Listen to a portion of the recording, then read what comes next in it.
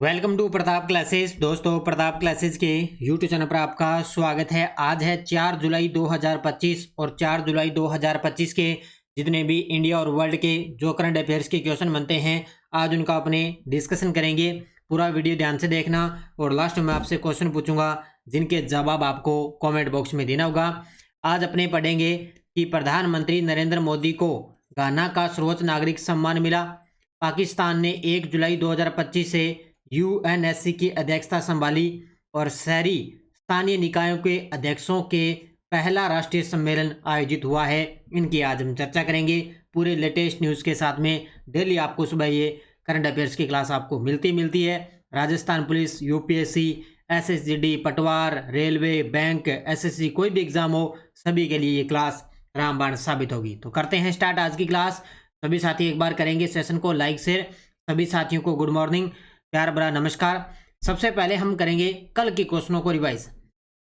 कल हमने पढ़ा कि भारत ने 1 जुलाई 2025 को किस शहर में पहली बार आसियान भारत क्रूज वार्ता की मेजबानी की? चेन्नई में। भारत के किस राज्य में भारत का पहला पूर्णतः लकड़ी से निर्मित गुरुद्वारा श्री नानक निवास खुला? पंजाब, फाजिल्का। 2 जुलाई 2025 को रेल मंत्री अश्विनी वैष्णव ने किस मोबाइल ऐप का शुभारंभ किया जिसे रेलवे सूचना प्रणाली केंद्र की 40वीं वर्षगांठ के अवसर पर लॉन्च किया गया? Rail one. प्रोजेक्ट 17A के तहत निर्मित दूसरा स्टील्थ फ्रिगेट INS उदयगिरी भारतीय नौसेना को कब सौंपा गया? 1 जुलाई 2025 को। प्रधानमंत्री नरेंद्र मोदी की अध्यक्षता में केंद्रीय मंत्रिमंडल ने किस नीति को मंजूरी दी? राष्ट्रीय खेल नीति 2025। केंद्रीय मंत्रिमंडल ने कौन सी योजना को 1 लाख करोड़ के परिव्यय के साथ मंजूरी दी? RDI योजना।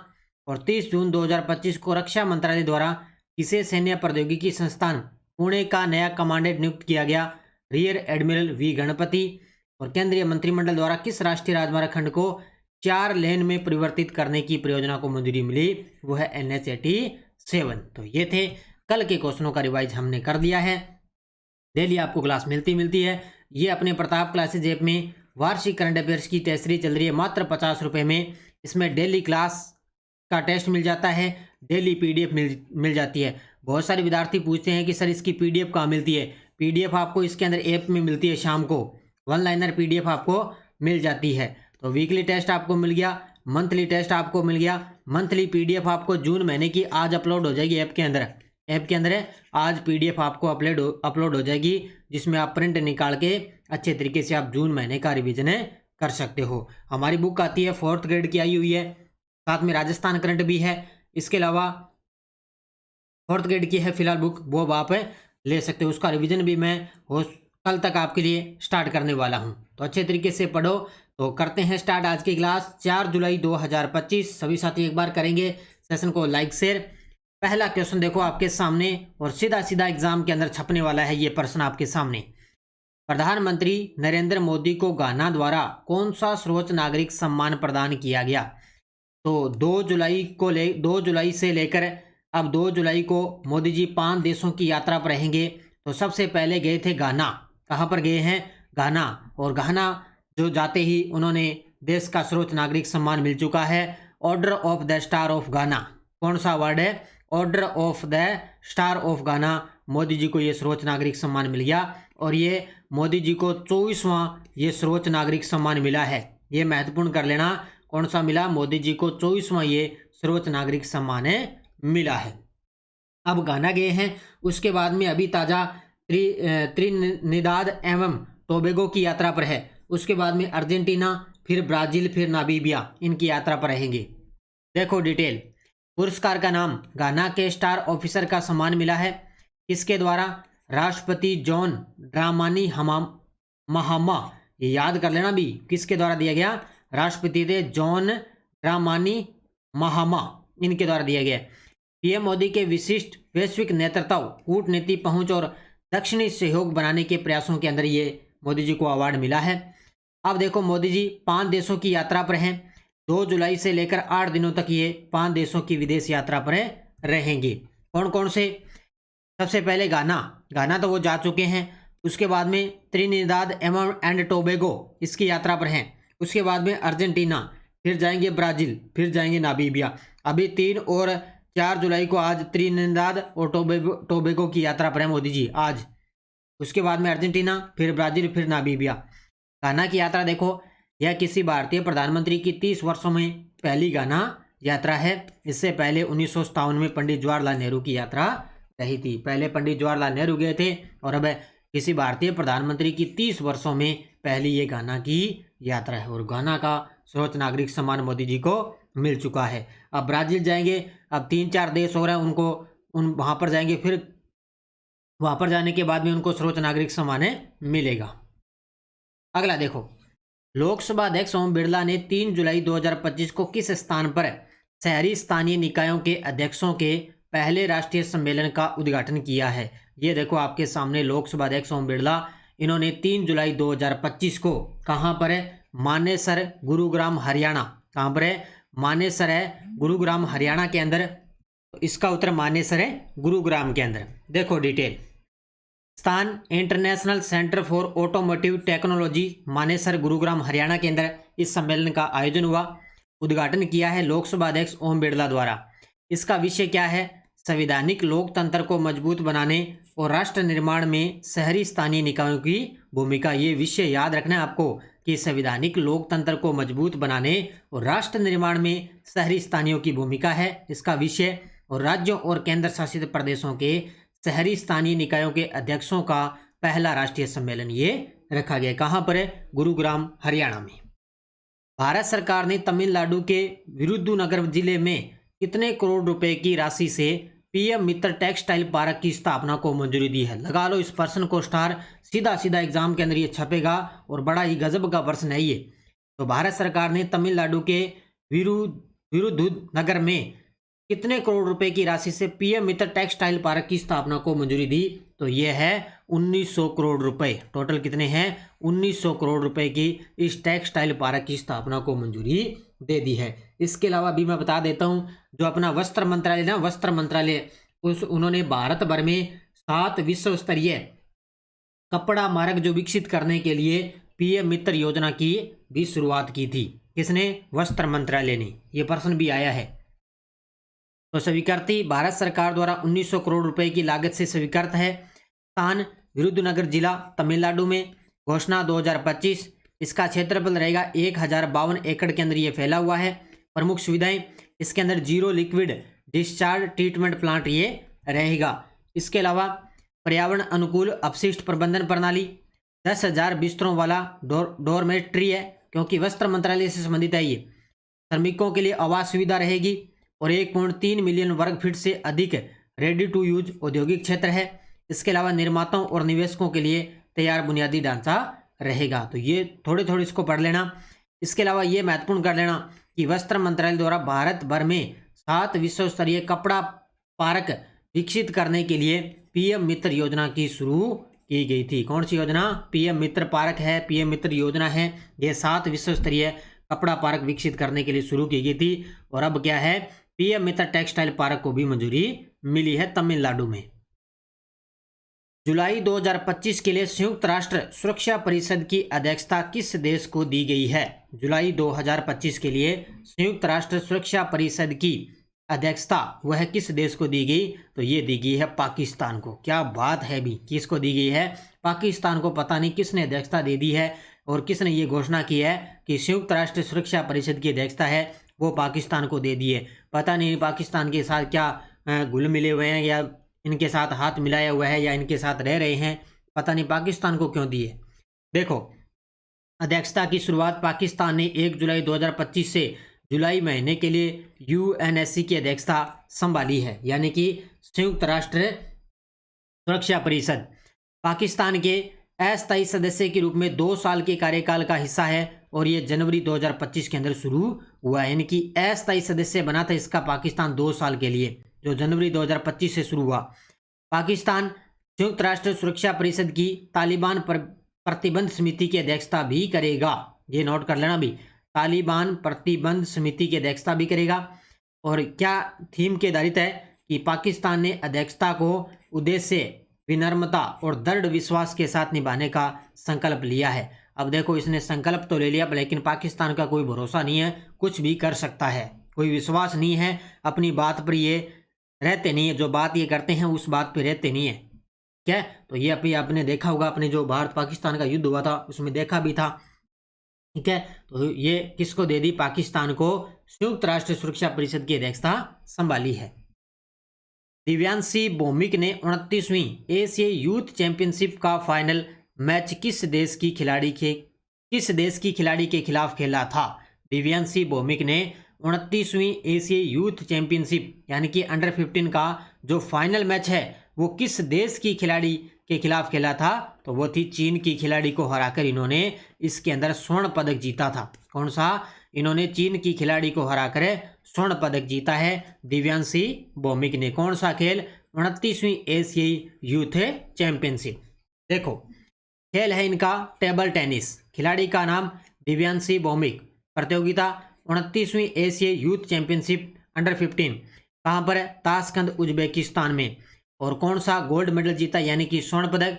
फाइनल में हराया जू की ही, चीन की खिलाड़ी है। नाम देखो इनका क्या गजब का नाम है, जू की ही, चीन की खिलाड़ी है। फाइनल के अंदर इन्होंने इसको हराया है, तो इन्होंने स्वर्ण पदक इसके अंदर जीता है।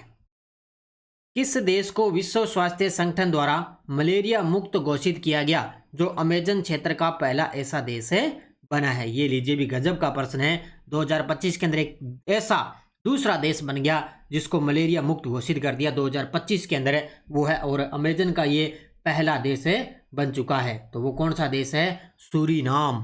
कौन सा? ऑप्शन नंबर बी, सूरीनाम है बन चुका है। अमेजन क्षेत्र का ये पहला देश बन गया जिसको मलेरिया मुक्त घोषित किया गया है। 2025 का दूसरा है ये। तो WHO ने सूरीनाम को आधिकारिक रूप से मलेरिया मुक्त घोषित कर दिया है। सूरीनाम अमेजन क्षेत्र का पहला देश है जिसे ये मान्यता मिली है, यानी कि सूरीनाम अमेजन क्षेत्र का पहला देश है जिसको ये मान्यता मिली।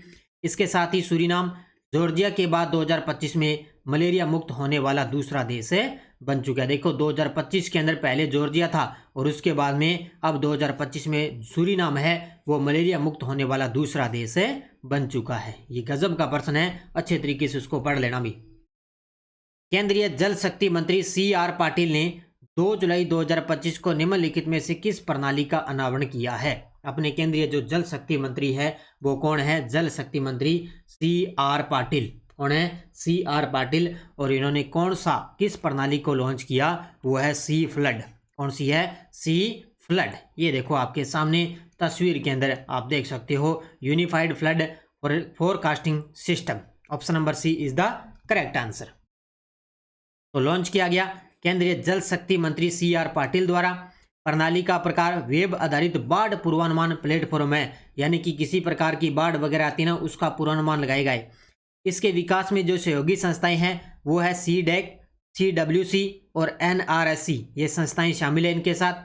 उद्देश्य है संवेदनशील क्षेत्रों में तैयारी को सुदृढ़ करना, बाढ़ जोखिम में कमी लाना और ग्राम स्तर पर दैनिक और 2 दिन पहले का बाढ़ पूर्वानुमान दे देना है कि 2 दिन पहले ही बाढ़ का पूर्वानुमान पता लग जाएगा इससे। तो कौन सा जो है प्रणाली लॉन्च की वो है सी फ्लड।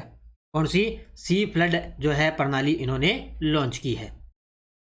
किस केंद्रीय मंत्री ने जम्मू में 50,000 लीटर की क्षमता वाले UHT दूध प्रसंस्करण संयंत्र का वर्चुअली रूप से उद्घाटन किया है? किस केंद्रीय मंत्री ने जम्मू के अंदर 50,000 लीटर की क्षमता वाले UHT दूध प्रसंस्करण संयंत्र का वर्चुअली रूप से उद्घाटन किया? श्री राजीव रंजन सिंह ने। किसने? श्री राजीव रंजन सिंह ने इसका उद्घाटन किया। ये अपने केंद्रीय मत्स्य पालन और पशुपालन और डेयरी मंत्री हैं श्री राजीव रंजन सिंह। देखो अब इसके अलावा 2 चीजें हैं। सबसे पहला आपको याद रखना है, योजना का नाम है प्रधानमंत्री मत्स्य संपदा योजना। इसका चरण 2 चल रहा है। प्रधानमंत्री मत्स्य संपदा योजना चरण 2 चल रहा है। प्रस्तावित परियोजना यह एकीकृत एक्वा पार्क की स्थापना करी इसके तहत, यानी कि जो प्रधानमंत्री मत्स्य संपदा योजना ना इसके तहत एक्वा पार्क की स्थापना की गई है जिसकी लागत कितनी है? 100 करोड़। ये पॉइंट अलग है। इसके अलावा दूध प्रसंस्करण संयंत्र है जो स्थान है इसका उद्घाटन किया गया जम्मू में, और इस संयंत्र की क्षमता है 50,000 लीटर, यानी कि UHT दूध प्रसंस्करण संयंत्र की क्षमता है। और उद्घाटनकर्ता राजीव रंजन सिंह जो अपने केंद्रीय मत्स्य पालन पशुपालन और डेयरी मंत्री है। तो ये चीजें नोट कर लेना, जब इन्होंने 50,000 लीटर वाले UHT दूध प्रसंस्करण का उद्घाटन किया, तो वहीं पर इन्होंने एक्वा पार्क की भी स्थापना की है। किस योजना के तहत? प्रधानमंत्री मत्स्य संपदा योजना के तहत। तो 100 करोड़ की लागत से इसको स्थापना की गई है। हाल ही में भारत और संयुक्त अरब अमीरात ने किस क्षेत्र में संयुक्त उत्पादन के लिए सहयोग पर चर्चा शुरू की है? आजकल क्या है, इस प्रकार के समझौते के प्रश्न आने लगे हैं। तो भारत और संयुक्त अरब अमीरात ने किस क्षेत्र में संयुक्त उत्पादन के लिए सहयोग पर चर्चा की? तो वो है हरित इस्पात और उच्च श्रेणी एल्यूमिनियम के लिए। हरित इस्पात और उच्च श्रेणी एल्यूमिनियम के लिए चर्चाएं शुरू की है। किसने? भारत और यूएई ने। तो भारत और यूएई के प्रतिनिधियों के बीच में ये समझौता हुआ है। मुख्य उद्देश्य है हरित इस्पात और उच्च श्रेणी एल्यूमिनियम के संयुक्त उत्पादन के लिए सहयोग हुआ है। इन दोनों देशों के बीच में संवाद का ढांचा है CEPA और भारत की ओर से प्रतिनिधि श्री HD कुमारस्वामी, जो केंद्रीय इस्पात मंत्री। और भारत एल्यूमिनियम के अंदर दुनिया का दूसरा सबसे बड़ा इस्पात उत्पादक देश है, यानी कि भारत है वो एल्यूमिनियम के अंदर दुनिया का दूसरा सबसे बड़ा इस्पात उत्पादक देश है। तो याद रखना, भारत की ओर से HD कुमारस्वामी केंद्रीय इस्पात मंत्री ने भाग लिया और भारत और यूएई के बीच में ये सहयोग पर चर्चा की गई है। अब देखो आपके सामने वन लाइनर करंट। केंद्र सरकार ने आधिकारिक तौर पर राष्ट्रीय लोक सहयोग एवं बाल विकास संस्थान का नाम बदलकर सावित्रीबाई फुल्ले राष्ट्रीय महिला एवं बाल विकास संस्थान कर दिया। यानी कि जो राष्ट्रीय लोक सहयोग और बाल विकास संस्थान है उसका नाम बदलकर कर दिया सावित्रीबाई फुल्ले राष्ट्रीय महिला एवं बाल विकास संस्थान कर दिया है। पहला पॉइंट। दूसरा है, भारत, जापान, अमेरिका, ऑस्ट्रेलिया ने पहला क्वाड एट सी शिप ऑर्बिटर मिशन शुरू किया है। कि भारत ने, जापान ने, अमेरिका ने, ऑस्ट्रेलिया ने, इन चारों देशों ने अपना पहला क्वाड एट सी शिप ऑर्बिटर मिशन शुरू किया है। ये पॉइंट नोट कर लेना। तीसरा है, ICC महिला T20 रैंकिंग में स्मृति मंदाना तीसरे स्थान पर पहुंची। उन्हें करियर की सर्वश्रेष्ठ 771 रैंकिंग मिली है। ये पॉइंट भी नोट आप कर सकते हो कि T20 महिला रैंकिंग के अंदर स्मृति मंदाना को तीसरे स्थान पर पहुंच चुकी है। तो ये वन लाइनर है, इनको आप अच्छी तरीके से पढ़ा करो। और संडे के दिन जो वीकली क्लास आती है ना, इन वन लाइनर को मैं ऑब्जेक्टिव क्वेश्चन बना के वहां पे आपको करवा दूंगा। ये टेलीग्राम ग्रुप है, कोई सूचना, कोई लिंक, कोई नोटिफिकेशन सब आपको टेलीग्राम पे सूचना मिल जाती है। पिछले वीडियो क्वेश्चन क्या था? गृह मंत्री अमित शाह ने किस राज्य में राष्ट्रीय हल्दी बोर्ड के मुख्यालय का उद्घाटन किया? तो तेलंगाना के निजामाबाद में। तेलंगाना के निजामाबाद में राष्ट्रीय हल्दी बोर्ड के मुख्यालय का उद्घाटन किया गया। बहुत सारे विद्यार्थियों ने बड़े गजब के जवाब दिए, उन सभी को बहुत बहुत शुभकामनाएं। अब देखो question for you. USA open badminton tournament 2025 में पुरुष सिंगल्स का खिताब किस भारतीय खिलाड़ी ने जीता? लक्ष्य सेन, HS पंड्या, किदांबी श्रीकांत, आयुष शेट्टी। इसका जवाब आपको कमेंट बॉक्स में देना है। देखो अपनी जो सुबह करंट की क्लास आती है उसका यही टारगेट है कि जितना क्वेश्चन आपको करवाया जाए उतना आपके एग्जाम के लिए बहुत ही जरूरी है। क्योंकि एग्जाम में आपके लिए जो चीज़ें जरूरी है बस मुख्य मैं उतनी चीज़ें करवाता हूँ, इसके अलावा कोई एक्स्ट्रा चीज़ें हैं वो नहीं करवाता मैं आपके लिए। ज़्यादा आपका समय भी जाए नहीं, तो लगभग ज़्यादा से ज़्यादा 17-18 मिनट की क्लास होती है, उसके अंदर आपको करंट मिलना चाहिए, बस हमें पता होना चाहिए। ठीक है, बस आप अच्छे तरीके से पढ़ो, मेहनत करो और लगातार आपको करंट की क्लास मिलती रहेगी। ये अपनी बाजार के अंदर ये वीडियो पटवार चतुर्थ श्रेणी कर्मचारी राजस्थान पुलिस कांस्टेबल के लिए ये ऑब्जेक्टिव बुक उपलब्ध है बाजार में। अक्टूबर 2024 से मई 2025 तक नानक क्लासेस के नाम से अपनी बुक आती है, वो आप ले सकते हो। इसके अलावा कांस्टेबल की टेस्ट सीरीज चल रही है और 4th ग्रेड और ड्राइवर वाहन चालक की भी अपनी भारत राजस्थान की टेस्ट सीरीज चल रही है, ये भी आप ले सकते हो। ठीक है, तो ये थी आज की अपनी क्लास। अच्छे तरीके से पढ़ो, मेहनत करो और सभी साथी वीडियो को भाई जाते जाते लाइक शेयर कर दिया करो। लाइक करना आप भूल जाते हो, तो इतना ही काम है, भी वीडियो को आपको लाइक करना ही करना है। तो धन्यवाद। जय हिंद, जय भारत, जय राजस्थान।